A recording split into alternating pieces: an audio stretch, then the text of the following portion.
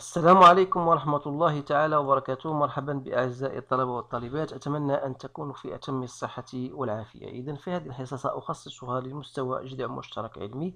كما وعدتكم سابقا سأخصصها لبعض التمارين المقترحة التي يمكن أن تكون مفيدة بالنسبة لكم فيما يخص إنجاز الفروض إن شاء الله. إذن السؤال الأول سأكتب كل تمرين على حدة ثم سأجيب عنه بالتفصيل. إذن بالنسبة للسؤال أو التمرين الأول، montrer que le nombre A est égal à 9n plus 2 plus 9 à la puissance n fois 19 est divisible par 20 et calculer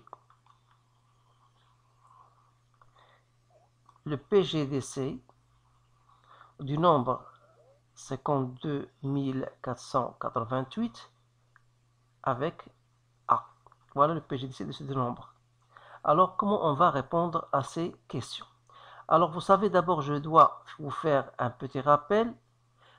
Lorsqu'on dit qu'un nombre n est divisible par 20, ça veut dire quoi? Ça veut dire qu'il existe un certain cas appartenant à n, tel qu'on peut écrire n comme étant égal à 20 fois k. Autrement dit, pour nous, dire que A est divisible par 20, ça veut dire qu'il existe un cas appartenant à n, tel qu'on peut écrire A comme étant égal 20 fois k. Voilà. Alors, on va donc répondre à notre question de la manière suivante. Alors, il faut décomposer A, parce que A, c'est 9 à la puissance n plus 2, plus 9 à la puissance n fois 12. Alors là, je vais faire un rappel, parce que vous savez que A à la puissance m fois plus n, c'est égal à A à la puissance m fois A à la puissance n. Ça, c'est un rappel que vous devez bien sûr le connaître.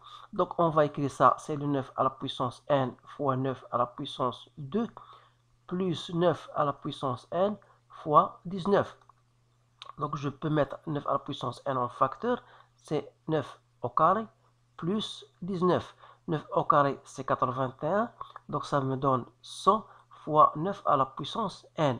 Comme 100 est égal à 20, que je peux multiplier par 5 fois 9 à la puissance n, et en posant même k, bien sûr, comme étant est égal à 5 fois 9 à la puissance n, donc je remarque que A est égal à 20k, ce qui prouve que A est donc divisible par 20. Ça, c'est pour la première question. Alors, en ce qui concerne la seconde question, vous devez calculer le PGDC. Alors, pour le calcul de PGDC, comme j'ai déjà expliqué ça dans la leçon que j'ai déjà lancée, alors il faut d'abord décomposer A et B. Alors, A, on a trouvé A est égal à 9 à la puissance n fois 5 fois 20, que je peux mettre, voilà, c'est 9 à la puissance n, 5, 20, c'est quoi? C'est 2 au carré fois 5. Donc, vous pouvez, 9, c'est quoi? C'est 3 au carré à la puissance n. Donc, il reste 5 au carré, 2 au carré. Donc, 3 au carré, donc ça va me donner 2 au carré fois 5 au carré. Il me reste 3 à la puissance de n. Donc voilà, on a décomposé A. Alors pour B, donc vous savez bien sûr la relation, bien l'astuce que vous devez mettre, ou bien comment on l'applique. Donc il suffit tout simplement, en se basant sur les critères de la divisibilité d'un nombre, puisque le nombre de chiffres ici des entiers est divisé par 2, donc la première des choses, il suffit de diviser par 2. Et vous utilisez bien sûr votre calculatrice. Donc ça, c'est divisé par 2, ça me donne 131,22 que je divise encore par 2, ça me donne 6561.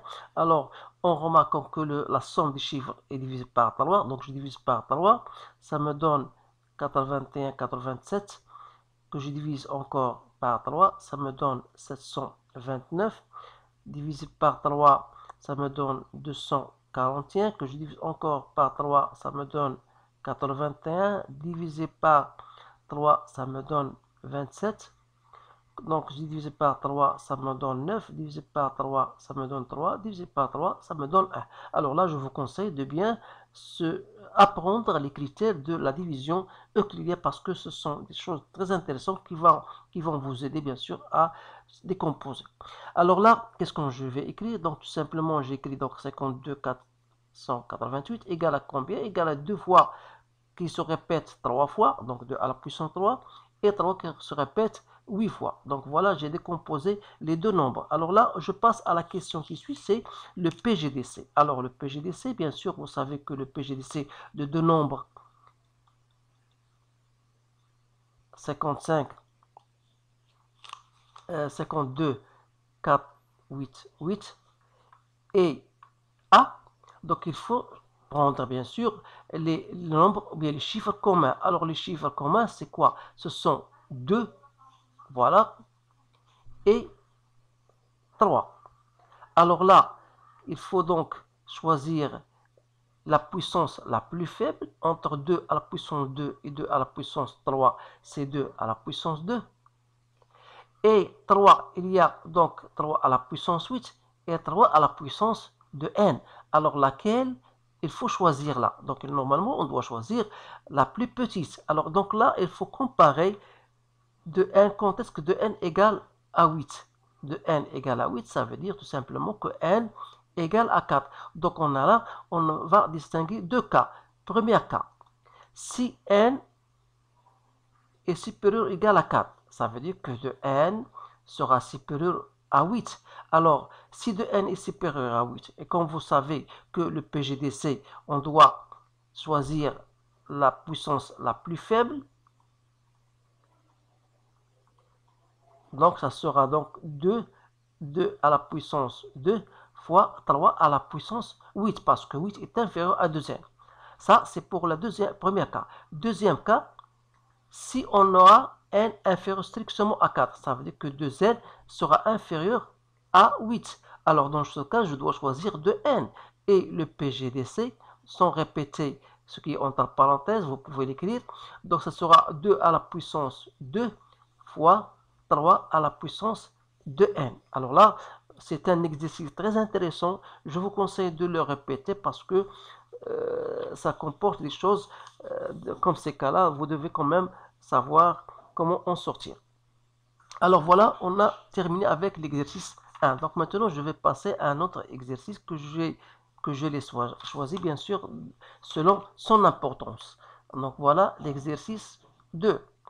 On vous dit, voilà, soit n appartenant à n, on pose a égale n au carré plus n plus 2.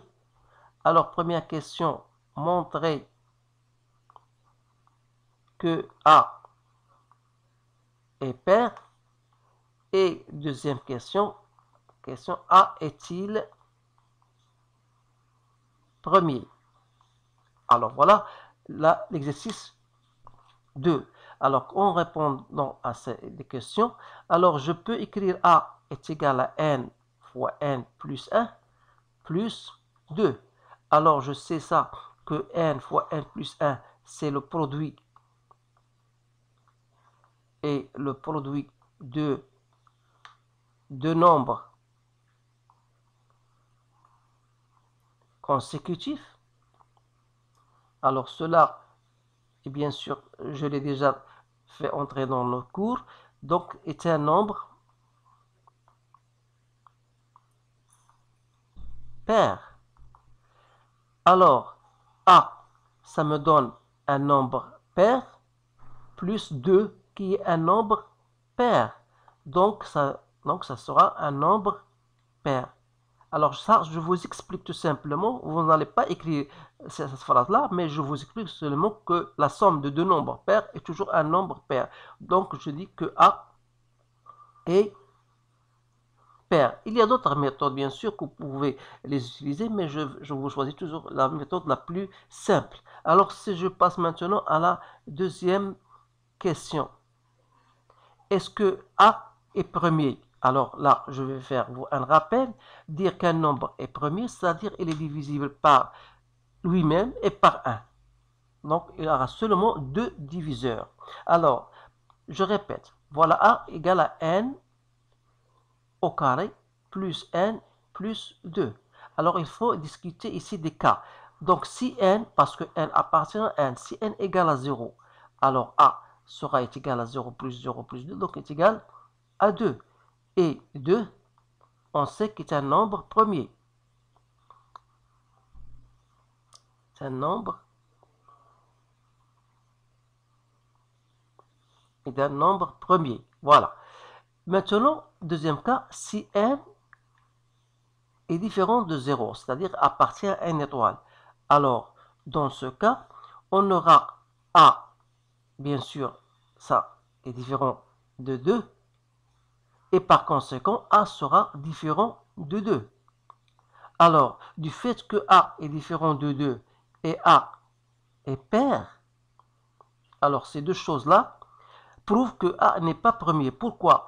Tout simplement parce que 2, il divise A. Donc, on a A est divisible dans ce cas, il est divisible par 1, par lui-même et par 2. Alors, on a ici 3 diviseurs, ce qui prouve que A est non premier.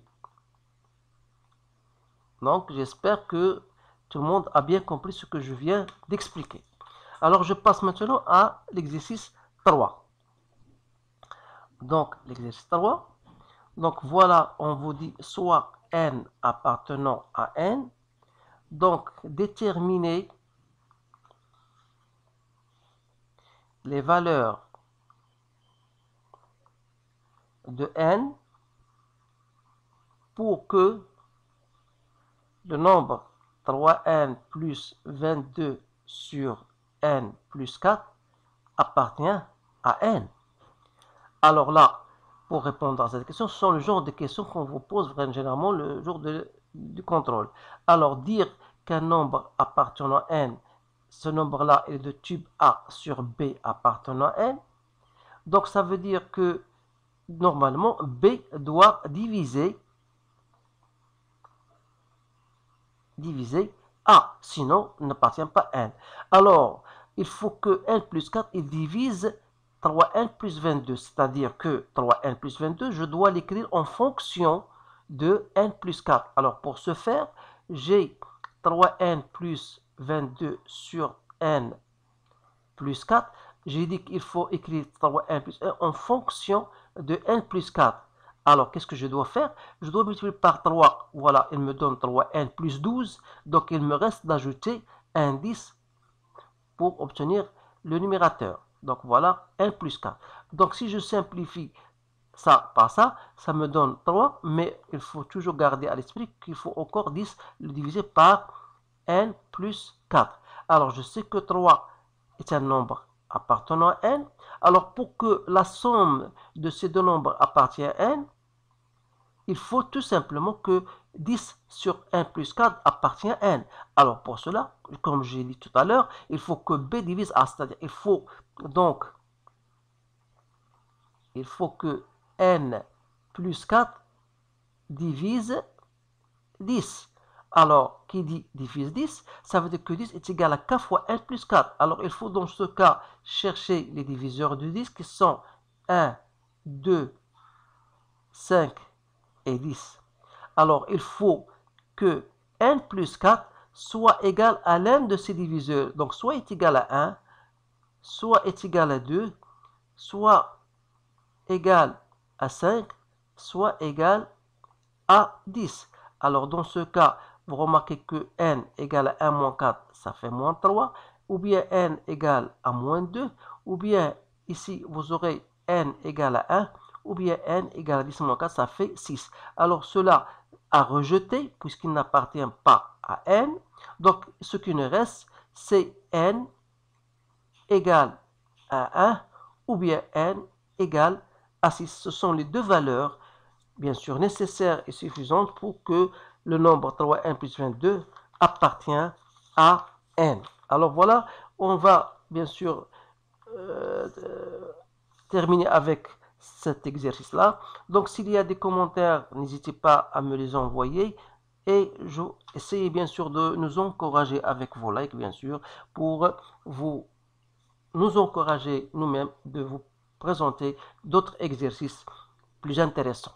Alors, je vous remercie de votre attention. Je vous souhaite toujours une bonne chance et je vous dis à bientôt.